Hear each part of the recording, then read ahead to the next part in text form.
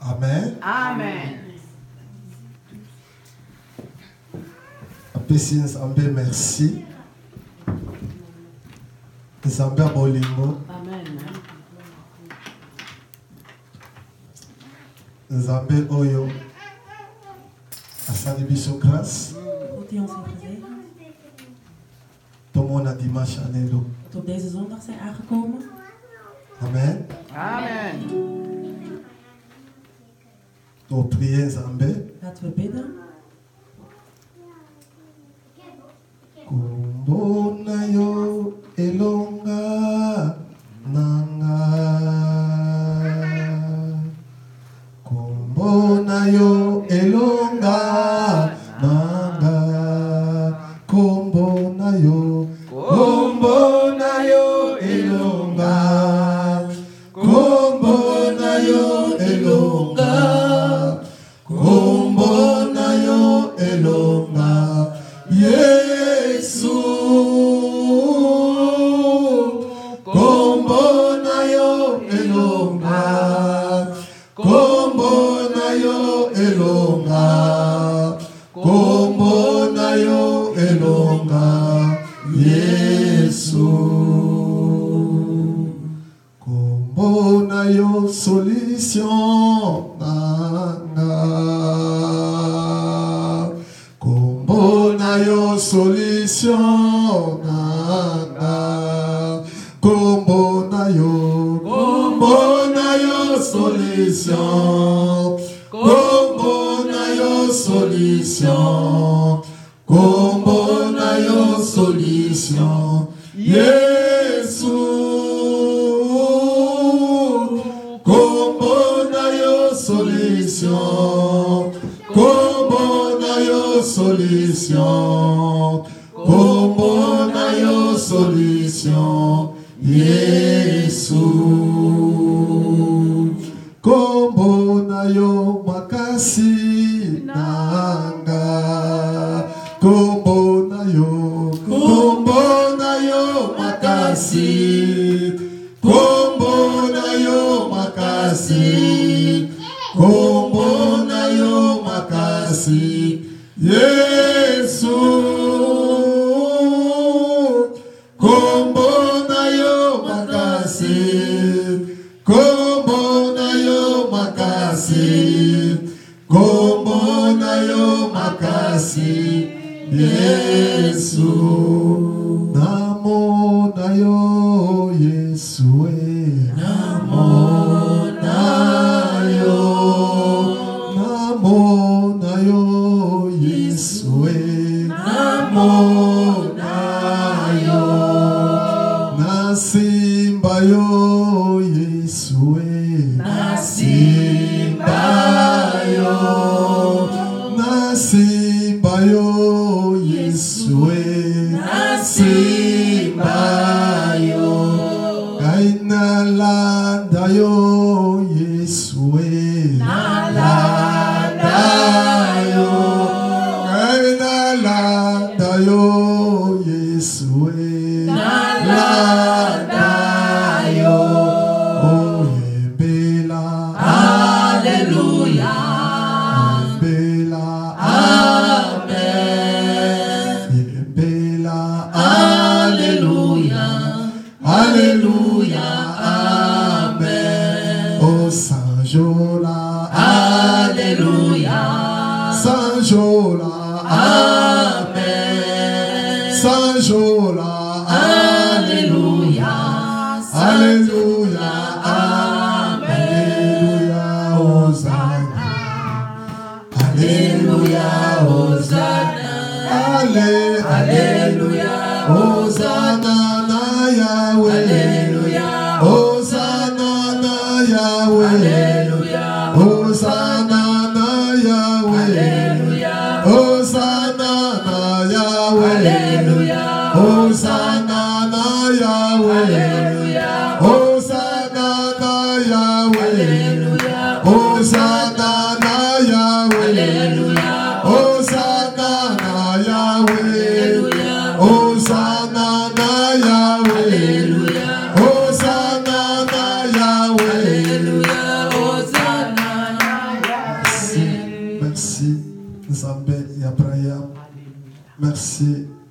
Nzambe Isaac. Merci Nzamba Jacob. Topambolio, tonetoli bonzambe na yo.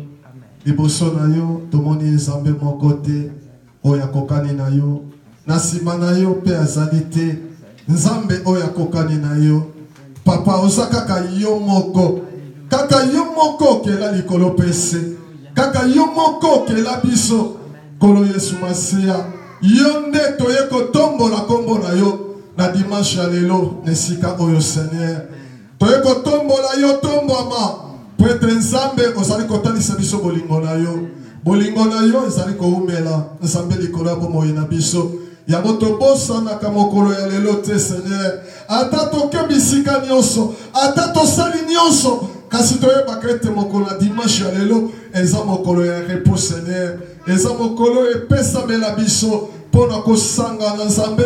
Pona kokumisa kombo na yo kolo Yesu Masia. Na yango Seigneur napesi yo merci. Na moment oyo lisusu Nzambe. Tolingi koyoka maloba na Yesu Masia. Bibelo bina biso. Maloba na yo ezali mai ya bomoi Nzambe. Kati na bomoi na biso. Liloba na yo Nzambe ezali bile ya molimo kati na bomoi na biso. Papa pambola biso. Na dimanche lelo lobela biso. Lobata liloba moko. Pona bomoi na biso. Kotika biso te tozonga bongo Seigneur. Bibelo bimoko te akepai na yo. Otika kaya zonga maboko pamba. Ba oyo nyonso bayake epai na yo, bakutanaki na yo, papa pesaki bango solution. Oyebi ba problème na biso Nzambe. Oyebi ba posa ya mitema na biso. Oyebi kolela ya kati ya mitema na biso.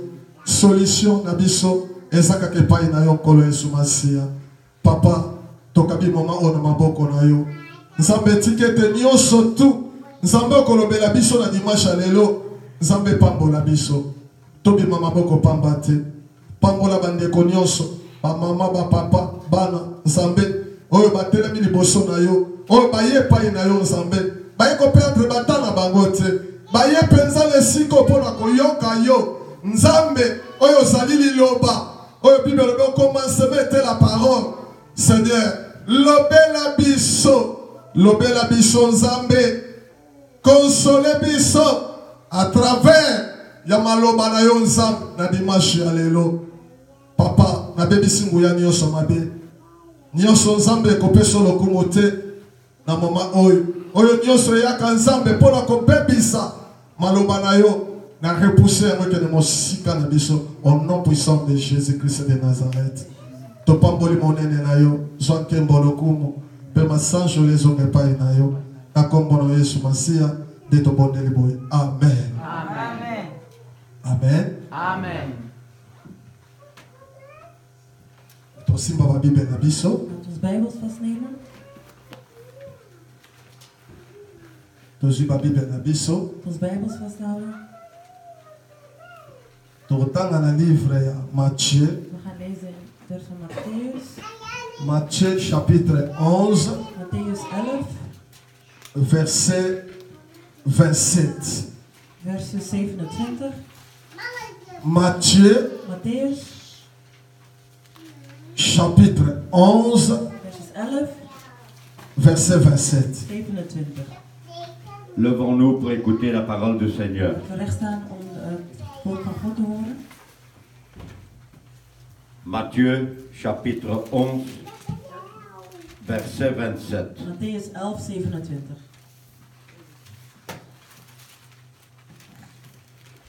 Je lis la parole au nom de notre Seigneur Jésus-Christ. Ik lees in de naam van Jezus.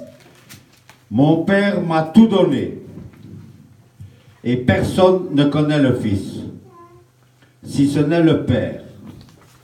Personne non plus ne connaît le Père, si ce n'est le Fils, et celui à qui le Fils veut le révéler. Amen. Amen. Asseyons-nous. Mag zitten.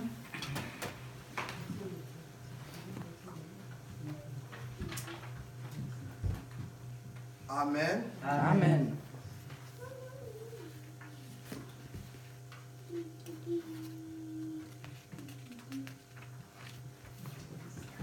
Oui, totanga deuxième chapitre. We gaan het tweede chapitre lezen.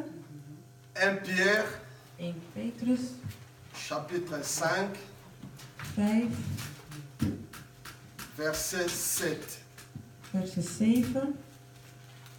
1 Pierre, chapitre 5, verset 7. Je lis la parole au nom de notre Seigneur. Amen.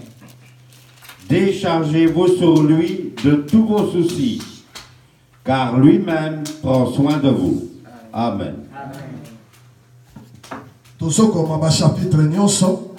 Il y a liboso tozo Matthieu 11, 27. De eerste was Matthäus 11, Et puis tozo 1 Pierre, chapitre 5, verset 7. 1 Petrus 5, verset 7. Et puis tozo livre à Marc, chapitre 5, En dan gaan we over naar Marcus 5, verset 25 à verset 29. verses 5. Tozo comme tous les chapitres au tozo zoa.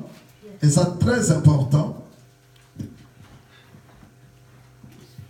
Marc, Marcus chapitre 5, verset 25 27 à 29. tot 29.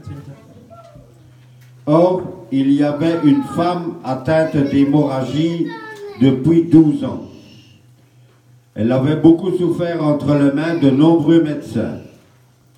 Elle avait dépensé tout ce qu'elle possédait, mais cela n'avait servi à rien. Au contraire, son état avait plutôt empiré. Elle entendit parler de Jésus, vient dans la foule par derrière et toucha son vêtement, car elle disait, même si je ne touche que ses vêtements, je serai guérie. À l'instant même, son hémorragie s'arrêta, et elle sentit dans son corps qu'elle était guérie de son mal. Amen. Amen. Amen. Bon, limbi singai. Mijn Bon, excuses tant on a bon sa prédication oyo. toen ik deze preek voorbereidde. Ezali na butu makasi. Was het s'nachts, Ezali ba 1h du matin. rond 1 uur s'nachts, Tant on azokangisa ba prédication nyonso. toen ik de preek samenlegde. Normalement, eza verset 28. Donc Matthieu 11, verset 28. Donc eza verset 27 était. Ndeta papa tangi Nathalie na Bible na monique non, eza verset 28. Donc Matthieu chapitre 11, Matthäus 11, verset 28. verses 28.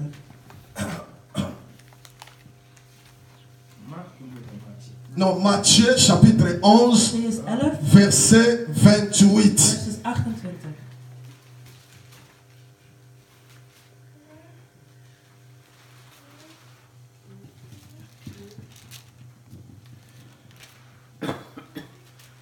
Chapitre 11, verset 28. Verses 11, 28.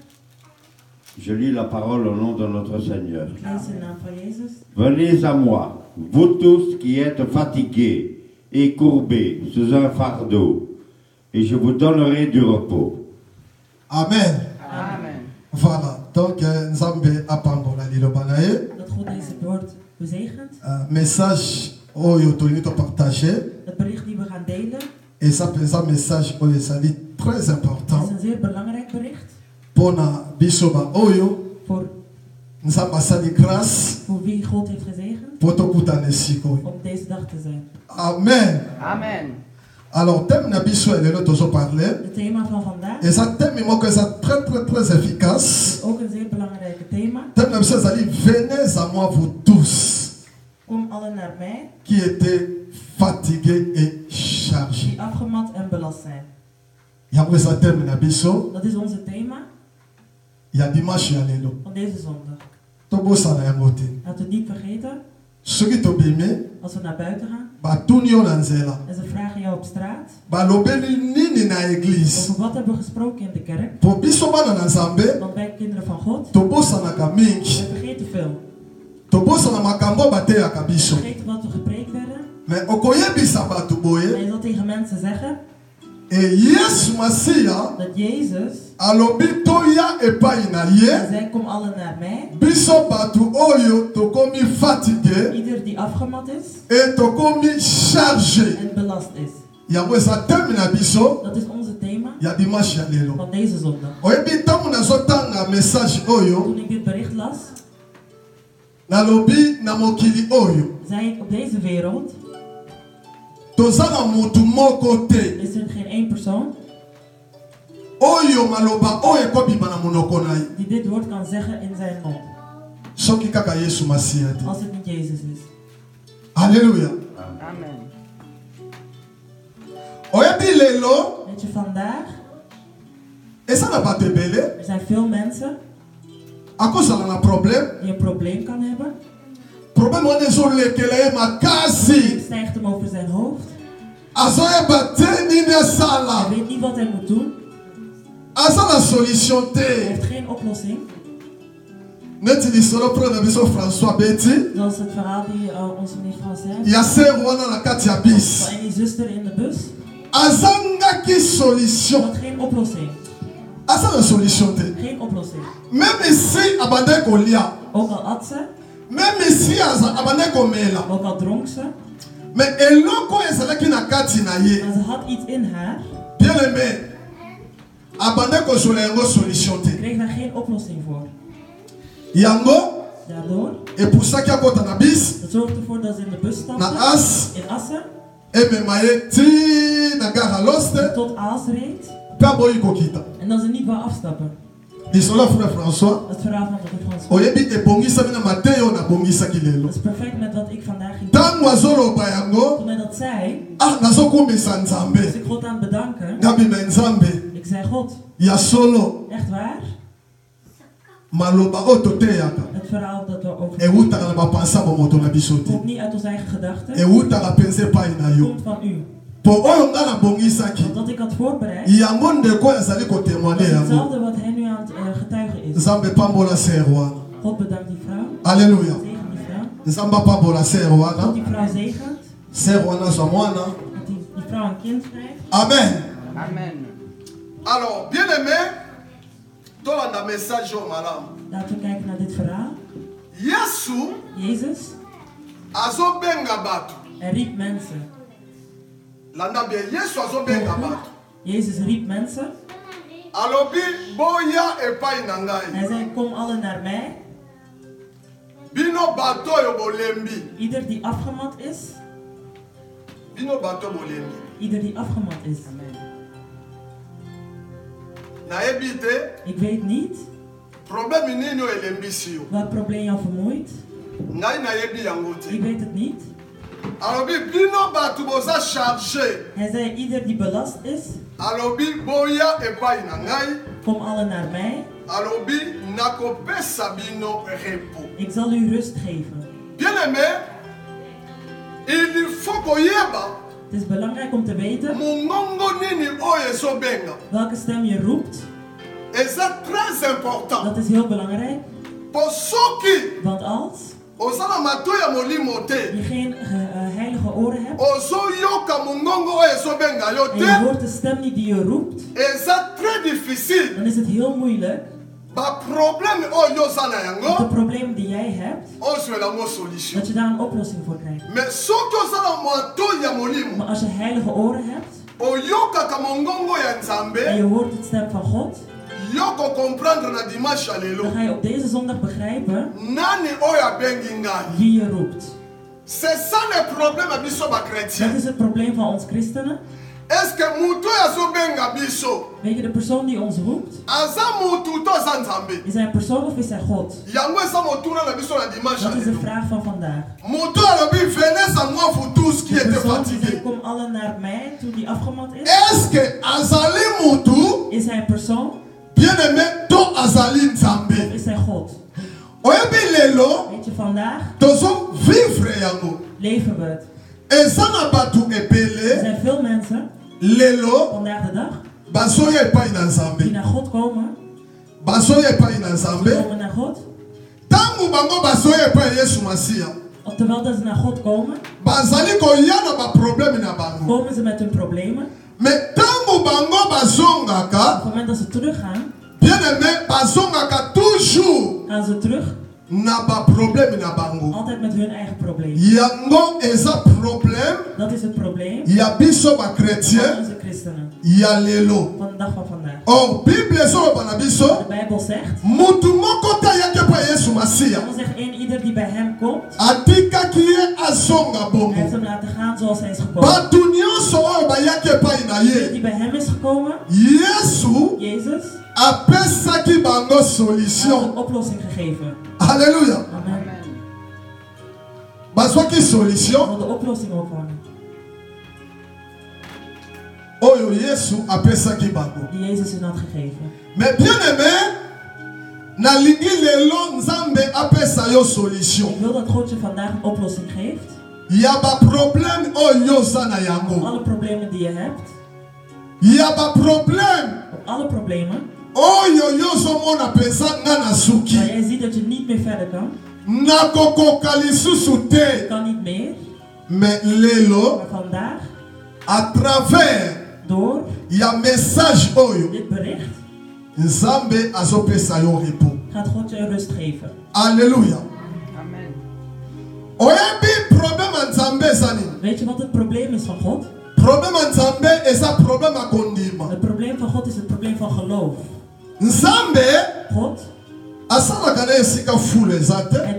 hij werkt niet waar er veel mensen zijn. Po eza na bakretien ebele Want er zijn veel christenen bakanisaka Nzambe asalaka die denken dat God esika oyo kaka bato baza 1 million. enkel werkt waar 1 miljoen mensen zijn. Or bien aimé, Maar mensen, Nzambe akoki kosala maar God werkt esika kaka boza mibale to waar misato. jullie met 2 of 3 mensen zijn. Alléluia. Amen. Amen. Esika oyo kaka boza mibale misato Waar maar 2 of 3 mensen zijn. soki bondimi Als jullie geloven oyo ye alobi na wat bino God zegt tegen jullie, soki boaccepte als yango jullie dat aanvaarden, oyo ye alobi na bino wat hij zegt, bien aimé bokozwa lipamboli ya Nzambe. dan ontvang je de zegen van God. Alléluia.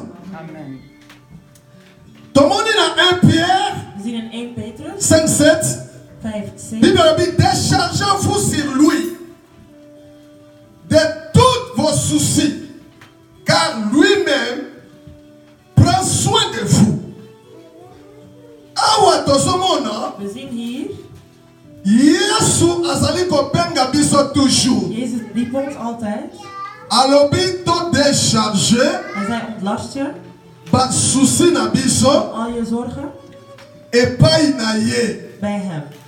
Ye moko Hij zelf azwa soin na biso. gaat ons verzorgen. Ah, bien aimé dans le Seigneur, nani oyo akoki kondima Wie kan?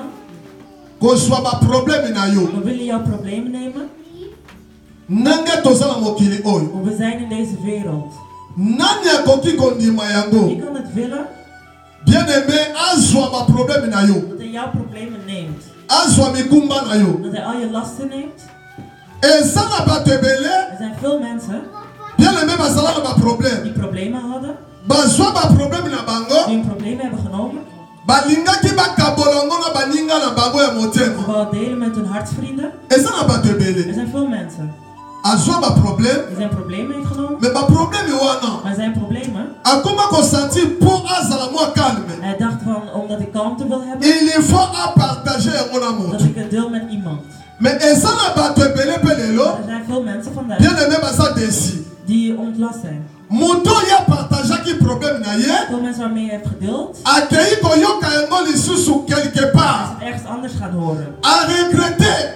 Hij is teleurgesteld. Alobi me na partageaki na ye problème Hij oyo, zei, ik heb iets gedeeld met po iemand, ye azalaki mpenza mutu na omdat ngai. hij echt mijn beste vriend was. Mais eloko nini esali, Maar wat is er gebeurd? eloko nga na partageaki na Dat ik ye, iets met hem heb gedeeld, akende koloba yango na dat mosika. hij dat iemand anders heeft Mpe doorgegeven. nazweli yango solution En te. ik heb er geen oplossing Mais voor. bien aimé dans le Seigneur, Yesu oyo tozosambela, Jezus die wij aanbidden, soki yo pesi ye ba problème als na jij yo, je problemen geeft, okoki kopesa mutu ba problème na yo, je kan je probleem geven aan een mens, mais mutu akopesa yo solution een te. mens zal je nooit oplossing geven. Alléluia.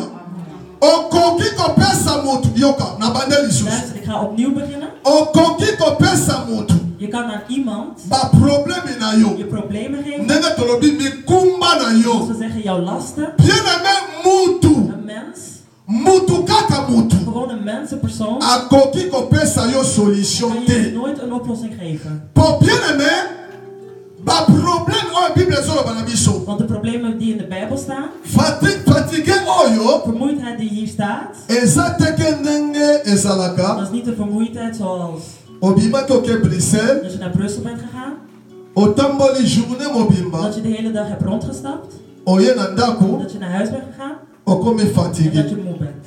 Te fatigue oyo te. Dat is niet dezelfde vermoeidheid. Alléluia. Amen. Faut comprendre Maar we mobi. moeten het goed begrijpen.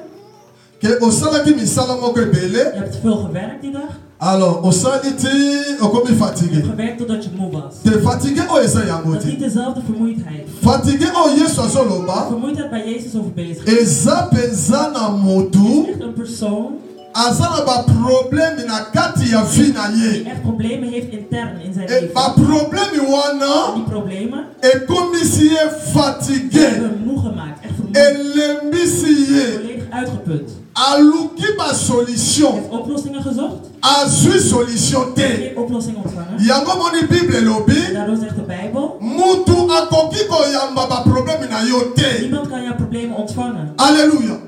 Po eza na bachrétien ebele, Want er zijn veel christenen, ata soki aza na problème, als ze een probleem hebben, problème wana een probleem eza kaka mpo na bato, is voor mensen. eza kaka mpo na bato. Het is gewoon voor mensen. Mais banda mpa banda kopesa bato baproblème na Maar ye, sinds dat hij zijn problemen geeft aan mensen, azwaka ata solution moko ontvangt hij te. geen probleem. Mais bien aimé, soki opesi mikumba na yo Maar als je je lasten geeft epai ya Yesu Masiya, aan Jezus Christus, akopesa yo repos. dan geeft hij jou een ontlasting. Alléluia. Oyebi Bible De Bijbel ekosaka te. liegt niet. Oyo nzambe alobi, Alles wat Jezus zegt, bien aimé, eza bongo. dat is zo. Pe etikali amen. En dat blijft amen. Alléluia. Amen.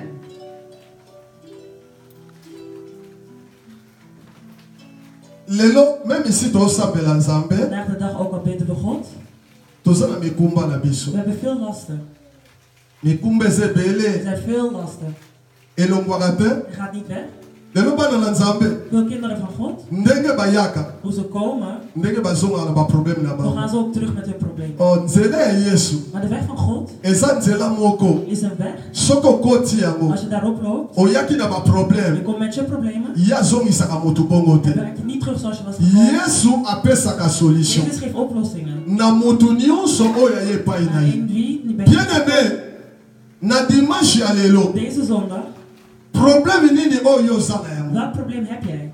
mokumba nini oyo oza na yango, Wat last heb jij? bien aimé, oyo ezopesa yo solution Die te. jou geen oplossing geeft. Mais nazoyebiso na dimanche ya lelo, Zeg op deze zondag, solution ya problème na de yo oplossing van jouw probleem eza kaka epai ya Yesu is Masiya. bij God.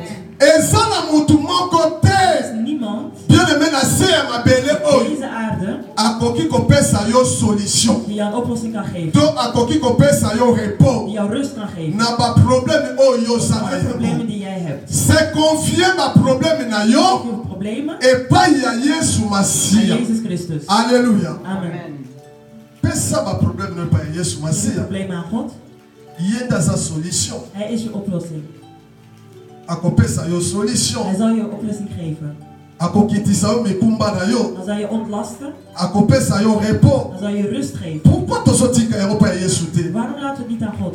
mikumba oyo oza na yango, Je lasten die je hebt, pourquoi olingi kodepose yango te? waarom laat je het niet achter? Pourquoi ozokanga motema? Waarom hou je je hart vast? Alléluia. Amen. lelo tozomona bana na nzambe mingi Vandaag de dag zien we veel kinderen van God babeli ba AVC, dat ze veel problemen hebben aan het hart, bamaladi bien aimé veel ziektes na kati ya bakretien bij christenen. bien aimé. Oh, Yesu azali, Maar Jezus is er. oza na maladi Je moko, hebt een probleem, ozwaka solution te na je maladi hebt er wana, geen oplossing voor gekregen. mais Yesu azobenga yo, Maar Jezus roept jou. abi venez à moi, Hij zei, kom alle bij mij, boye epai na ngai, kom alle naar mij. bino bato botonzela mikumba, Ieder die last heeft, bino bato boza fatigue, ieder die vermoeid is, yaka epai na Yesu Masiya. kom bij hem. Ye aza na kisi ya solo. Hij heeft een goede medicijn. Alléluia. Ye aza na kisi ya Hij heeft solo. een ware medicijn. Soki apesi yo kisi Als je die wana, medicijn ontvangt, bien aimé, ozwi repos. dan krijg je rust. Alléluia. Amen. Est-ce que tozondima message oyo? Geloven we dit bericht? Yesu akobungisa yo adresse ya hôpital. Jezus kan je het adres van het ziekenhuis weg doen laten. Est-ce que ozondima makambo oyo? Geloof je daarin? Amen. abungisio de l'hôpital. Dat je de weg naar het ziekenhuis niet meer kent. Adresse wana bosani Het yango. adres ben ik volledig vergeten. Apesio guérison molimo. Hij heeft je Amen. een gezondheid gegeven. Alléluia. Amen. Bien aimé, eza makambo esengeli ifale tondimaka Er yango. zijn dingen dat we in moeten geloven. Il faut tondimaka yango. Moet je hierin geloven? Bon, totala nanu exemple mosusu eza na kati ya We Bible. kijken naar een ander voorbeeld in de Na Bijbel. livre ya Marc chapitre 5, Marcus 11, verset 25 à 29. Marcus 5. Marc chapitre 5, versets 25 à 29. 25 tot 29. Or, il y avait une femme atteinte d'hémorragie depuis 12 ans. Elle avait beaucoup souffert entre les mains de nombreux médecins. Elle avait dépensé tout ce qu'elle possédait, mais cela n'avait servi à rien. Au contraire, son état avait plutôt empiré. Elle entendit parler de Jésus, vint dans la foule par derrière et toucha son vêtement. Landa message o malamu bien Volgt dit aimé. bericht aandachtig. Toye awa na église, Zeg komen in de kerk bon Nzambe apesa biso en repos. dat God je rust geeft. Yo moto oza chargé. Nee, ieder die te veel lasten hebt, Car elle se disait, même si je ne touche que ses vêtements, je serai guérie. À l'instant même, son hémorragie s'arrêta et elle sentit dans son corps qu'elle était guérie de son mal. Amen. amen. Amen. Amen. Ah, bien aimé, oyo eza exemple moko ya bien mpona biso. Dit is een goed voorbeeld voor ons.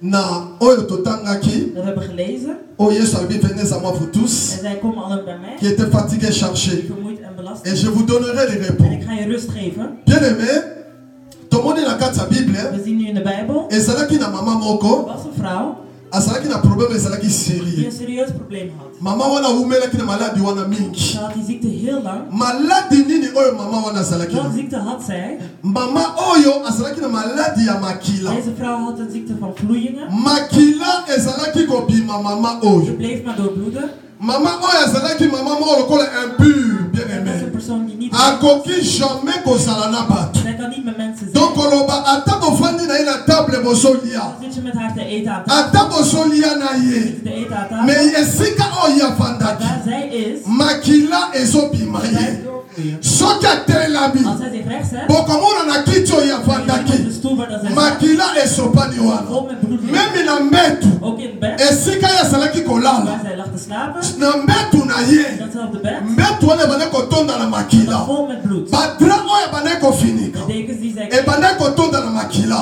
Donc azalaki mama moko. was een vrouw azalaki na problème bien die een aimé. probleem had. oyo ezalaki Dat sérieux. serieus was. ezalaki Dat was sérieux. heel serieus. alukaki basolution. Heeft oplossing gezocht. aluki badokter. Heeft dokters gezocht. badokter bapesi ye solution Dokters te. hebben geen oplossing aluki gevonden. bamandona. Ze is naar de... aluki bangunza. aluki banganga. mama wana azwaki solution Heeft te. niks ontvangen van bien voeding. aimé adepense memi babien nyonso oyo azalaki Heeft al na haar goederen uitgegeven. adepensaki yango Al haar goederen. kaka mpo na sante na ye. Gewoon voor haar gezondheid. mais bible elobi Maar de Bijbel zegt, azwaki solution maar te. ze heeft geen oplossing mais gekregen. bible elobi un jour Op één dag ayokaki yesu masiya hoorden ze dat Jezus Christus, akoti na mboka na ye. dat hij in zijn stad is ntango gekomen. ayoki Toen bongo ze dat hoorden, alobi oh zei ze, oh, alobi me ngai naumeli na maladi maar ik oyo. ben lang met deze ziekte. oyebi awumelaki na maladi Met oyo deze ziekte, pendant 12 ans. gedurende 12 donc jaar, 12 ans 12 jaar lang. tovandisi mwana place moko tobima na distraction s'il vous plaît.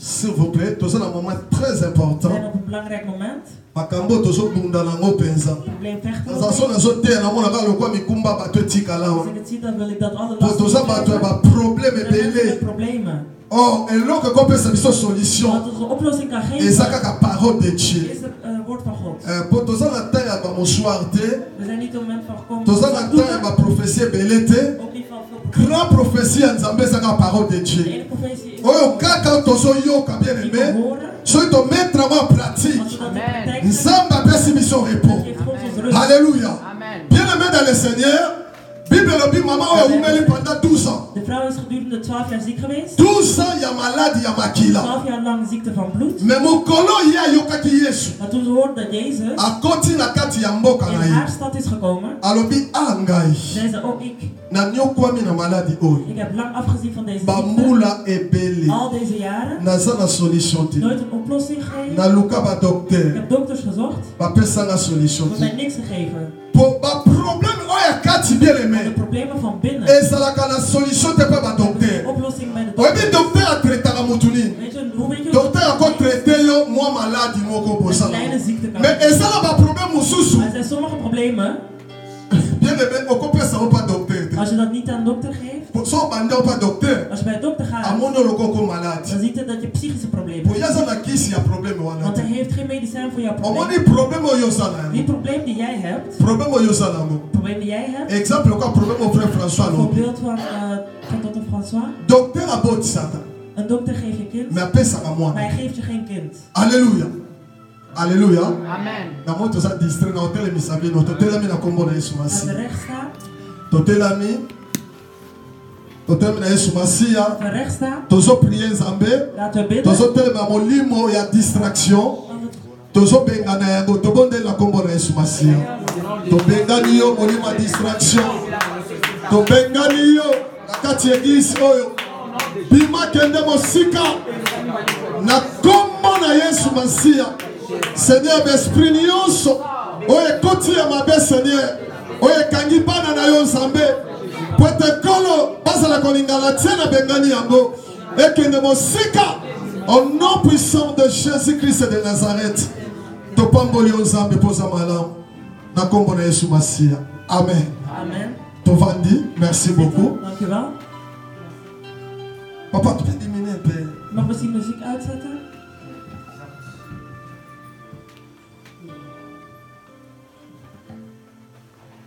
Amen. Amen. Voilà, boye bien aimé. Nu is het beter. Nzambe alingaka boye. God houdt hiervan. Oyebi amen. Amen. Eza solution pe ya vie na Dat is de yo. oplossing van je leven. Amen. Amen. Balobela ngo na makambo ya pamba te. Kan je dat niet zomaar zeggen? Amen balobelaka ngo kaka Amen zeggen we alleen na makambo oyo etali ya Nzambe. die dingen die te maken hebben met God. Sans makambo ya Nzambe Zonder dingen van God. okoki koloba amen te bien Amen aimé. zeggen. Alléluia. Amen. Tozomona na kati ya Bible We zien in de Bijbel, mama oyo azalaki na problème. deze vrouw had problemen.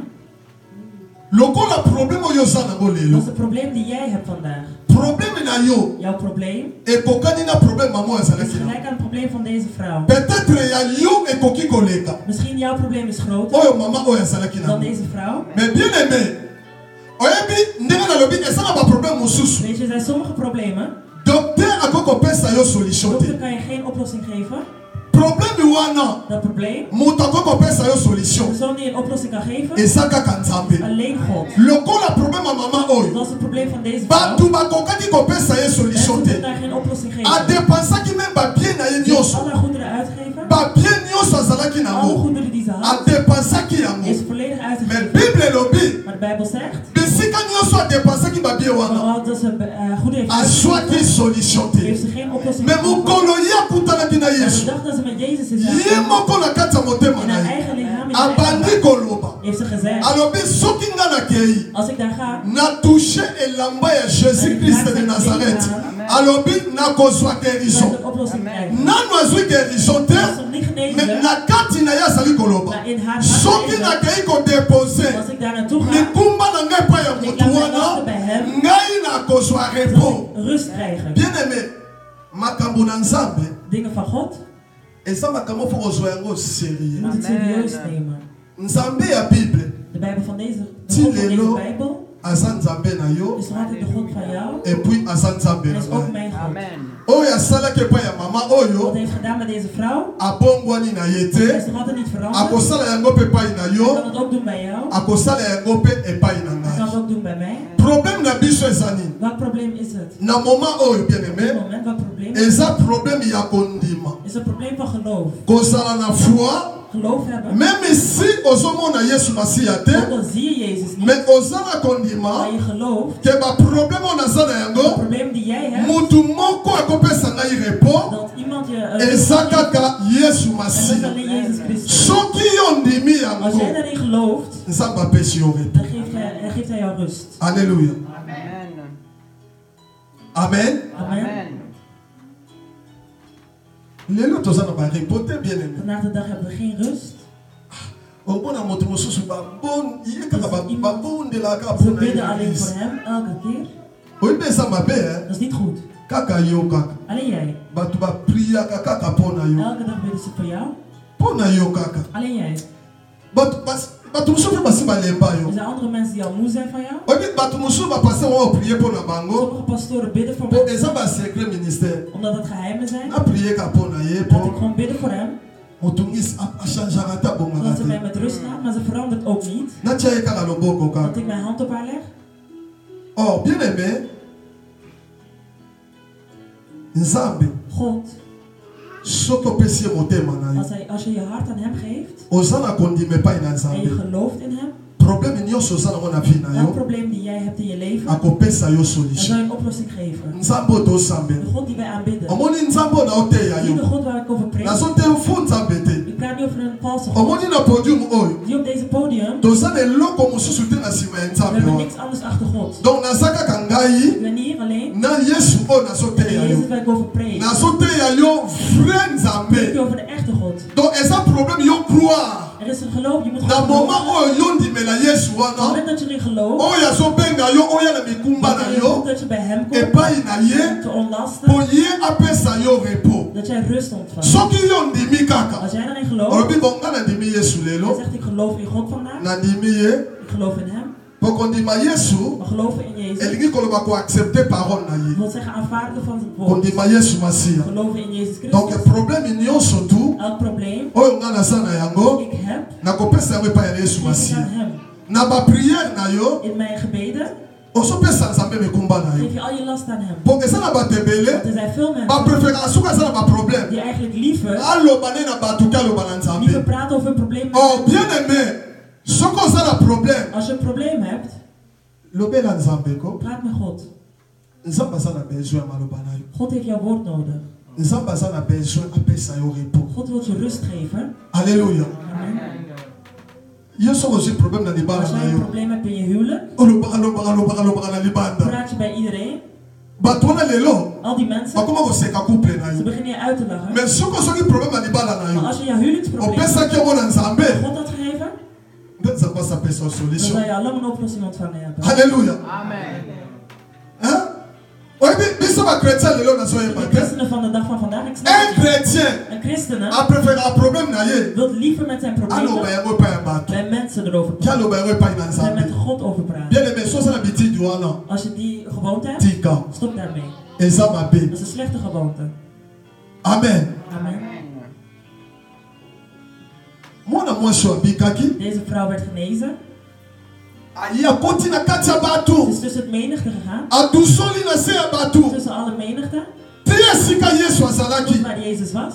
aye mpenza kodepose maladi na makila epai ya Heeft yesu haar problemen volledig bij God gelaten. bible elobi ntango asimbika elamba yesu Ze zijn kleed aanraakte. makila mbala moko ekalme Bloed stopte. esili Stopte. makila ebanda kobima ye Er kwam geen mpe bloed. yesu asantiri na kati na Jezus ye voelde une puissance moko een kracht. ebimi na kati ya nzoto ya Die zijn yesu lichaam verlaten. yesu akomi koluka Jezus zocht. nani oyo asimbi Wie ngai heeft mij aangeraakt? bien aimé mwasi wana bimi Deze vrouw heeft zich recht. ayebisi yesu ezali Ze ngai zei, ik ben het. tala problème nazalaki Kijk nango het probleem die ik heb. nga moko nalobaki na kati na Ik heb in ngai mezelf soki gezegd. nasimbi kaka elamba na Als yo ik je kleed aanraak, nakobika zal ik genezen zijn. yesu alobi kende mama Jezus zei, ga. pokondima na yo Want jouw geloof ebikisi heeft yo je gered. alleluya Amen. bien aimé eza makambo eza Dat important zijn serieuze dingen. bien aimé topesa mikumba na biso na yesu Laten we masiya ons lasten bij God laten. alleluya po ye nde azali Want solution hij is je oplossing. yesu Jezus aza solution ya vie na is de yo oplossing van je leven. moto mosusu te Niemand anders. amen Amen. moto mosusu te bien aimé Niemand anders.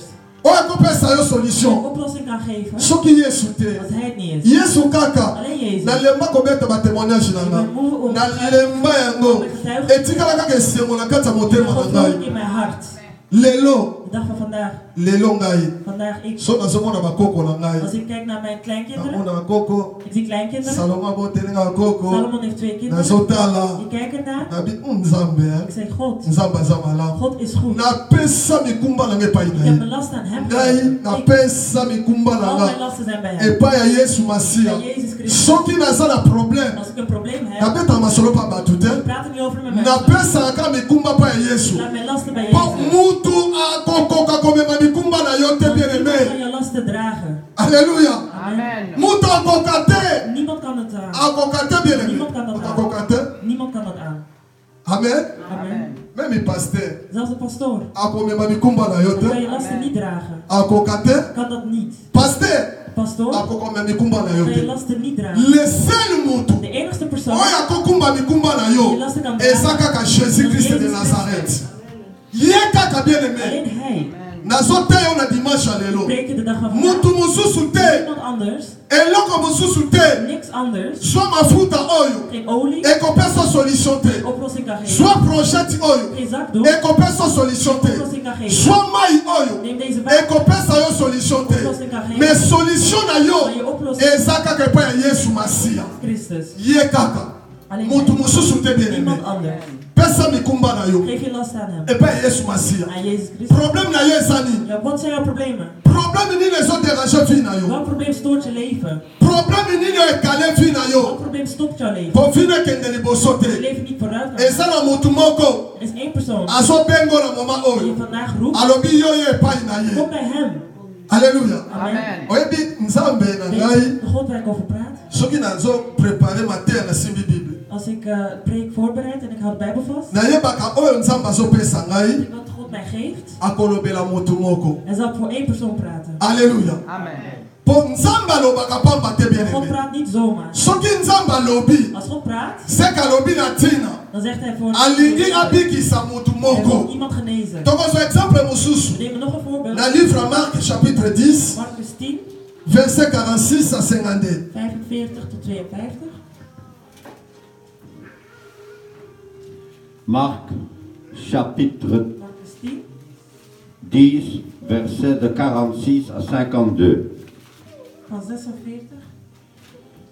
Je lis la parole au nom de notre Seigneur. amen Ils arrivèrent à Jéricho. Lorsque Jésus sortit de la ville avec ses disciples et une assez grande foule, Bartimée, le fils aveugle de Timée, était assis en train de mendier au bord du chemin. Il entendit que c'était Jésus de Nazareth et il se mit à crier: « Fils de David, Jésus, aie pitié de moi. » Beaucoup le reprenaient pour le faire taire, mais il criait encore beaucoup plus fort: « Fils de David, aie pitié de moi. » Jésus s'arrêta et dit: « Appelez-le. » Ils l'appelèrent l'aveugle en lui disant: « Prends courage, lève-toi, il t'appelle. » L'aveugle le jeta sur le manteau et se levant d'un bond vint vers Jésus. Jésus prit la parole et dit: « Que veux-tu que je fasse pour toi? » « Mon maître, lui répondit l'aveugle, que je retrouve la vue. » Jésus lui dit: « Vas-y, ta foi t'a sauvé. » Aussitôt, il retrouvera la vue et il suivit Jésus sur le chemin. Amen. amen amen Amen. ah, bien aimé toza na temps motu na motu ayeba kocontrole bonzambe na Er is ye een moment gekomen dat ieder zijn christelijkheid eza très important is heel belangrijk. kokende eglize te mpo bato bamonaka yo kaka akendaka Ga niet eglize naar de kerk gewoon omdat mensen zien dat je naar de kerk gaat. kokangaka misu te mpo bato bamonaka yo kaka okangaka Doe misu niet je ogen dicht gewoon omdat mensen dat zien. mais lingaki bien aimé Maar heb liever oyeba nzambe oyo yo dat je ozosambela de God kent die je bidt. eza très Dat important is heel belangrijk. kokendaka eglize te mpo na Ga sentiment niet naar de kerk voor het plezier. mpo na Voor sentiment je plezier. po lelo eza na bakretien Er ebele zijn veel christenen. bakendaka eglize mpo na Gaan basentiment naar de kerk voor plezier. eza na bakretien Er zijn ebele veel christenen. bakendaka eglize mpo eglize wana eza na bato Gaan ebele naar de kerk omdat er veel donc mensen ye akendaka zijn. eglize Gaat naar gaan daar. Pokuna miziki ebetaka Want het makasi. is heel harde muziek. Donc ye lokola za moto Dat aloyenge hij een persoon is die van drukte aprefera houdt. mingi esika oyo akovanda Hij gaat liever naar een plaats ayokaka makelele ya waar het miziki. veel lawaai wordt van Donc muziek. mpo na ye esalaka ye Voor bien. hem is dat goed. Mais bien aimé dans le Seigneur, nayebisi yo yango te eza solution. Vandaag dat is niet je oplossing. Eloko eza Wat important belangrijk is, oyeba Yesu Masiya dat je Jezus kent na kati ya vi na in yo. je leven. Yesu aza nani na vi na yo. Jezus in je leven. Eloko eza important. Dat is belangrijk. Yesu aza nani na kati ya vi na ngai. Jezus in je leven. Soko oyebi Yesu aza nkolo mpe Als je mobikisi weet dat Jezus de ya Heer vi na ngai van je leven, aopeso dan solution zit er een oplossing. na baproblème nyonso oza nango. Voor al je problemen. Oyebi azalaka nzambe ya solution. Er is een probleem van Oyebi ti lelo. Weet je de dag van vandaag? Ti lelo bien aimé. Tot de dag van vandaag. Nalobi yo te. Ik zeg niet jij. Na bakretien Ik ebele zeg christen in het algemeen. bazolanda Yesu na mobulu. Die volgen God in drukte. Keba, Pas op. keba, Pas op. pazopana kitoko. Keba, Pas op. Yesu Jezus, kolandela basentiment te. ga niet achter hem met plezier. Pourquoi osambelaka nzambe na basentiment? Waarom aanbid je hem met plezier? Ozoblake na ye. Je lacht met hem. Yesu bablakaka na ye te. Met Jezus lach je niet. Soko oblake na ye Als je met hem begint te lachen, okotikala kaka ndenge ga je ozali. blijven zoals je bent. Okochange Je te. gaat niet veranderen. Omoni bato babikaki na bible Zie de mensen die genezen zijn in de Bijbel, batikaki die bablaki zeggen stop met lachen. balingaki bablaki te. Stop er niet met Po mutu azoluka de kobika persoon die genezen is, alingaka blaki te na vi na ye. in zijn leven. Alléluia. Alingaka blaki Hij houdt te. niet van grapjes. Mutu azolinga bika. Ieder wil die genezen, Pas de blaki hein. geen grapjes. Po mamo ya makila. Want deze vrouw van Tanga familie, bandeko ya mbangu. toen zij aankwam, Même oza mobali. ook al ben je So man, telemi liboso na Je staat voor ye. haar. Ke boko ya mosika. dan zal je wegduwen. Po azoya na puissance. Want ze kwam met een kracht. Azoluka Ze lobeko. zocht naar genezing. Alléluia. Amen. Bien aimé. Bartimée. Bartimaeus, Mandia. Kosenga batu biloko. hij vraagt altijd aan mensen. Kosenga batu biloko. Hij vraagt altijd dingen aan mensen. Soko lingo zwa vie. Als je leven wilt krijgen, Kangama na Yesu Masiya. hang je vast aan Jezus. Problème nyonso oza nango. Elk probleem die je hebt, Pesaka yango epai ya Yesu geef Masiya. het aan Jezus. Na ba prière. En met gebeden, Neloko mosusu te. met niks anders.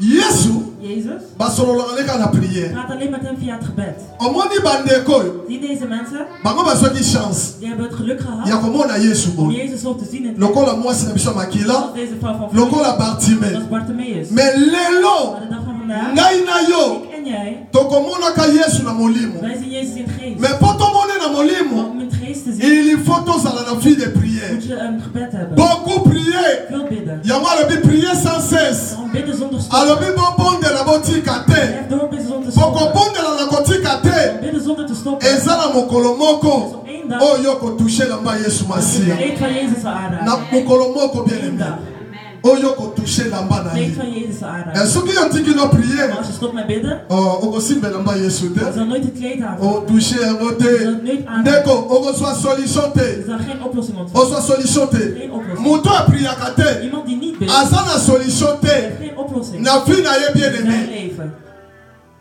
Alléluia. Amen. Tala eza na baproblème mosusu ekomelaka Weet je, biso. er zijn sommige problemen die bij ons komen, Ata oza na mbongo. ook al heb je geld, Mbongo ekopesa solution geld te. kan je geen oplossing geven. Amen. Amen.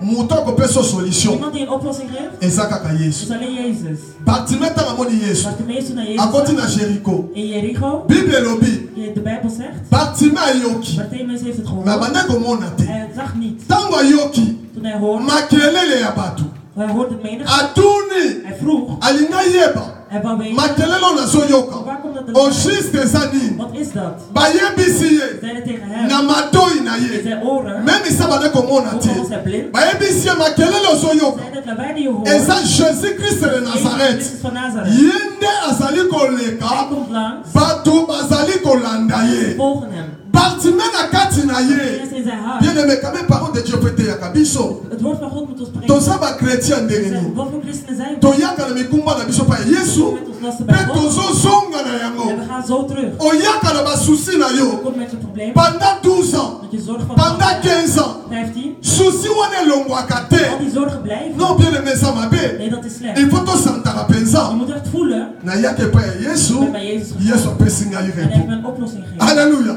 Foto Santa We Kayango. moeten dat voelen. Foto Santa We Kayango, moeten bien het aimé. voelen. D'ailleurs, papa et Yesu. Ik ben met Jezus En gegaan. tout cas, bon, il a changé. Ik voel me echt beter. La vie n'a Mijn changé. leven is veranderd. Mon tout le monde est pas Yesu. Niemand is bij Jezus Bien gegaan. aimé, Tikala Het is Kibondo. hetzelfde gebleven. Non, bien aimé. Nee. Attends, il n'y a pas Yesu, Massia. Als wij die naar Comment il a Jezus gaan, changé? mijn leven is veranderd. Et changé. Het is veranderd. Vie n'a changé. Mijn leven is veranderd. Et changé peut-être solo. Helemaal. Et ça, le côté. Dat is geen Pour leugen. la commencer à faire Nanda. Want als ik thuis zit, Toute la de journée. hele dag, Toute la de journée. hele dag, Avant de moi aussi, Nanda. ik zit met mijn vrouw, Moi, on a mis Italie. ik kijk naar mezelf, Ah, ik zeg, ah, il bosse avec un moto. Héros, yo. vroeger was ik een persoon op dit Monter ma caca, coucou. en mijn hart gaat kloppen. Bimali banda. Ga naar buiten. Tende kotambola. Ga iets doen. Le kaboye. Salaboye. Ga iemand Mais bekijken? lelo na koma na Dan heb ik een vandi. persoon, als ik zit, Nem super na boy na o solo telephone. vandaag wil ik niet praten aan de telefoon, Yo ba ben na ngai. behalve als je me belt. Oh, liboso Maar fa. vroeger Na singa beso telephone ya. had ik mijn telefoon So nodig. muta benga te souci. Dat voel ik me niet goed als ik niet Ba gebeld bengi werd. ngate. Niemand heeft me Na gebeld. so mona na fale na telephone na mote. Ik snap de waarde van Ni mijn na telefoon sa na niet. telephone me ba to so luka Maar ngate. niemand belt me op deze dag. Lelo. Vandaag de dag, So muta benga te. als niemand me Na belt, Nzambe merci. ik zeg God dank. Amen. Amen. Pona yebi na nzela ka Ik telephone. zeg via de telefoon E comme mi so pe diso. kan je een zonde Na beklagen. nzela ya Via de telephone. telefoon E comme melo ma kan je problème. problemen Na ontvangen. nzela ya telephone. Via de telefoon Ma bale bele zijn kufi. heel veel huwelijken. Kaka na telephone. Via de telefoon. Amen. Amen.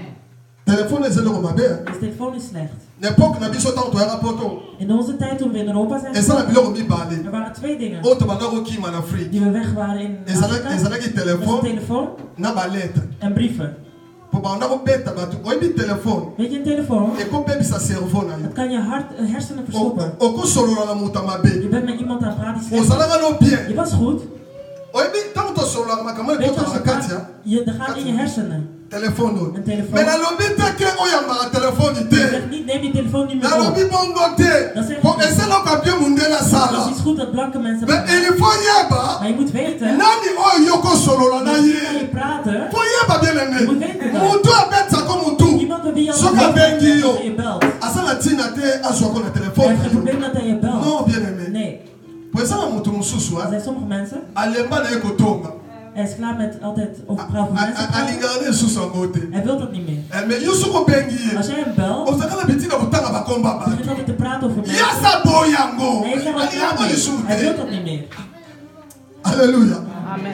ezala makambo ebele bien Er aimé. zijn veel dingen Il faut tobongisa. dat we moeten verbeteren. Po tobongisa yango Om bien. het goed te verbeteren, Il faut toyeba yesu oyo tozosambela. de God kennen die je aanbidt. Il faut toyeba Je ye. moet hem kennen. Oblige bien Dat is aimé. heel belangrijk. Po soki toyebi ye te Want als je hem niet kent, ndenge tovandi boye zoals we zitten, tosala na mabe. gaan we slecht doen tegen elkaar. ngai nakoyina frère na nga. Ik kan mijn vriend Frère na nga haten, mpe akoyina ik kan ngai. mijn broeder haten, hij kan mij ook nde na haten. baeglise mosusu ekoma. Zoals in sommige kerken. Frère oyo azobima na mwasi ya moninga. Deze broeder gaat vreemd met ye deze mpe vrouw. azobima na mobali ya moninga. Deze vrouw gaat vreemd eza na met deze vrouw. baeglise na biso ya In sommige lelo. kerken is dat Oh, zo. soki toyebi yesu Maar als we God kennen, oyo biso tozosambela die wij lelo aanbidden, tokoki jamais kosala dan biloko kunnen we wana. dat nooit doen. Amen. Amen. Bartimaeus sur décision Bartimaeus heeft een beslissing genomen. abi bon lokola namoni yesu masiya Als ik Jezus nu zie, Bartimaeus alobi Bartimaeus zei, nakokende mpo abikisa ngai. ik ga zodat hij mij kan genezen. oyebi aveugle mpo na ye Weet je, een blinde ezalaki mokumba ya monene. verandert als een last. oyebi soki sante na yo eza bien Weet je, te als je gezondheid niet goed is, eza mokumba dat is een monene enorme mpo last. yango ekobanza koderange Want fina. dan gaat je leven storen. nga ntango nazalaki na pasi ya Ik maladi weet nog toen ik ziek was, ebandaki koderange fina het ngai. stoorde mijn leven. apeti ya kolia ebanda kozala Ik te had geen zin om te eten. soki nalekaka mpo na sanza Als ik at, moest ik overgeven. ederangeaki fi na ngai Het moko. stoorde mijn leven. mais bien aimé mokolo nazwaki yango napesaki yango mpa ya yesu Maar de dag dat masiya ik het aan God had gegeven, banda napesa yango sinds dat ik het aan hem heb gegeven, namona so hôpital te zie ga ik niet meer naar het ziekenhuis. ngai Ik, hôpital ziekenhuis. tosilana We zijn er klaar mee. esila Klaar. bambula ebele Heel veel jaren. nazala so moto esalinga mpasi Dus als ik hoofdpijn heb, Maman a besoin Ik d'alpha. neem dat van hem. Naboyaka. Ik zeg altijd nee. Moi na yebisi maman ngabite trop kisi et bien bisaka pe motu. Veel medicijn is slecht. Na kozala kaka boy. Ik ga zo blijven. Boye kaka. Gewoon zo. Mais ça la ngandeni. Maar wat gebeurt er Dans dan? na kota na église. Als ik naar de kerk So kom, kana mali ko bondela. als ik begin te bidden, Pas ya momona. dan heb ik geen Ekeli. pijn meer. Amen. Mais ça bino comment bien aimé. Maar dat is dingen Ngaka na mona ka yango te. die niet alleen ik zie. Na yo pe po mona ka. Jij moet het ook zien. Amen. Na yo po mona ka. Jij moet het ook zien. Tango Bartimée. Toen Bartimaeus, Alinga kota. hij wil ingaan. Batu bakangiye. Mensen stopten hem. Ba bloquer pensa. Ze hadden hem geblokkeerd. Okokota te. Ze zeiden, komt er Ba niet in. menacer Ze ye. begonnen hem Ba aan te bouakiye na se. geduwd. Bartimée continue koganga. Bartimaeus begon te schreeuwen. Abi Seigneur, Hij zei, de Heer, aie pitié de moi. heb medelijden met mij. Bien aimé Bible te ya Wij bisoko. ook moeten ons spreken. Bande konangai. Omoni problème nyonso za na Weet je mo. wat probleem jij hebt? Pesa yango na Yesu Geef masi. het aan Jezus Christus. Kobela AVCT. Je hebt geen hartproblemen. Pourquoi kobela Je AVCT? hebt geen hartproblemen. Kozwa souci estomac te bien Je hebt aimé. geen problemen in je maag. Longola ba souci wana. Haal al je zondes weg. Bestomac wana bien aimé bima na fi na Al die yo. maagproblemen. Pamela ka yango. Zet je recht Tango mee. moni pas wana estomac Als soya. je ziet dat je maagproblemen Loba na zongisi yango epo ya Yesu laat Masia. het bij God. Alléluia.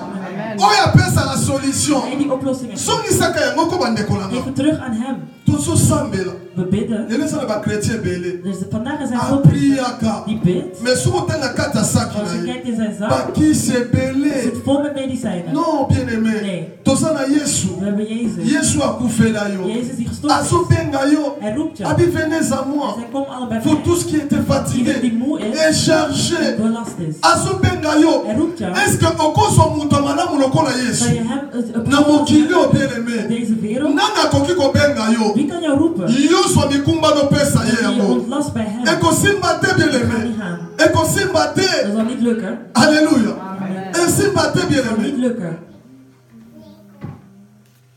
Nga na yebi pasteur mosusu. Ik ken een pastoor Asalemba na ye. die al moe is. Kala bana ko gêner pona motu moko. Vroeger prikte hij voor So zo'n moto ngo azobika te. Die persoon heeft geen genezing. Pasteur alobi ah. Die pastoor zei, ah, Abi na gêner pe pona mingi azobika na ye ik te. vast altijd voor hem en hij geneest niet. Namoni bon. Ik zie dat Dama ma ko gêner yo na osala mo lisusu te. al het vast, ik ga het ook niet meer doen. Alembi. Hij is moe. Elingi koloba Dat wil zeggen, motu pe persoon akoki kolemba. kan moe worden. Amen. Alembi yo. Hij is moe. Akomi koboya yo kutu. Hij is klaar met Pour jou. chaque fois que yo epa na ye. Als je bij hem Oyela keka ba heb je problème. met problemen. Mais Yesu Maar Jezus, akolembaka yo ata mokolo hij zal nooit moe moko van je zijn. te. Nooit. Akolemba yo Hij te. zal nooit moe van je zijn. Abi venez à Hij moi. zei, kom alle bij mij. Azobenga Hij yo. roept je.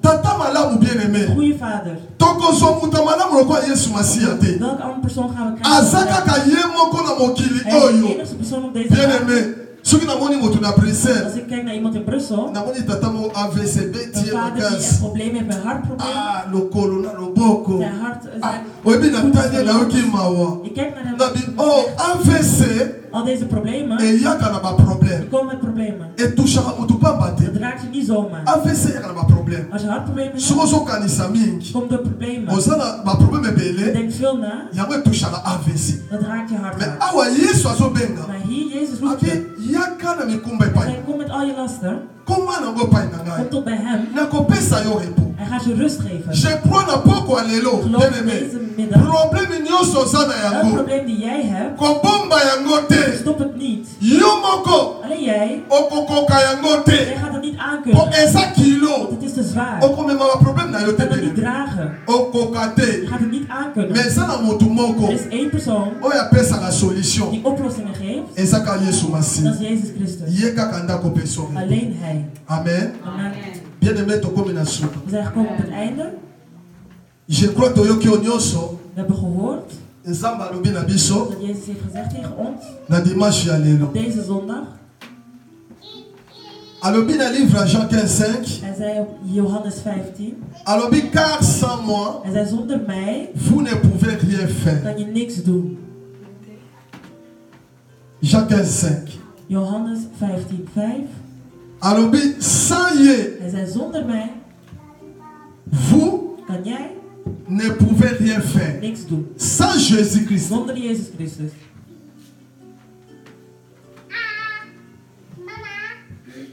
Kangama naye, Bind je vast aan hem. papa, non, livre Jean chapitre 15, verset 5. Johannes 15, 5. Papa tanga toyo kango. Eza livre suka, tozo suka wa. Jean chapitre 15, verset 5. Johannes 15, 5.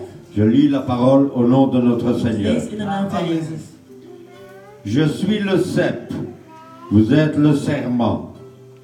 Celui qui demeure en moi et en qui je demeure porte beaucoup de fruits, car sans moi, vous ne pouvez rien faire. Amen. Ah, voilà. Voilà. Bien aimé, sans Jésus-Christ, Zonder Jezus Christus. na vie na In yo, jouw leven. okotika la kosala eloko moko Kan je te. niks doen. Tala Yeshua, Weet je, Jezus, asa mokonzi. hij is de Heer. Azali chef ya vie na yo. Hij is de baas van je leven. Tia Yeshua na confiance. Zet geloof in hem. Zala na confiance na ye. Geloof in hem. Pesaka ba problème na yo. Heeft al je problemen Epai na ye. aan hem. Po ngai, Want ik na pesa pe ba problème na nga pa ya geef Yesu. mijn problemen ook aan Jezus. Soki ba problème eyeli Als ngai, ik een probleem ontvang, nalukaka bato te. zoek ik geen mensen. Napesaka Yesu Ik geef het masi. alleen aan Jezus. Yo pesalaka Jij bo. moet het ook doen. Po Yesu, Want Jezus, apesa yo repos. dat hij oplossing geeft. Amen. Totelami tobondela nzambe. Recht zet om te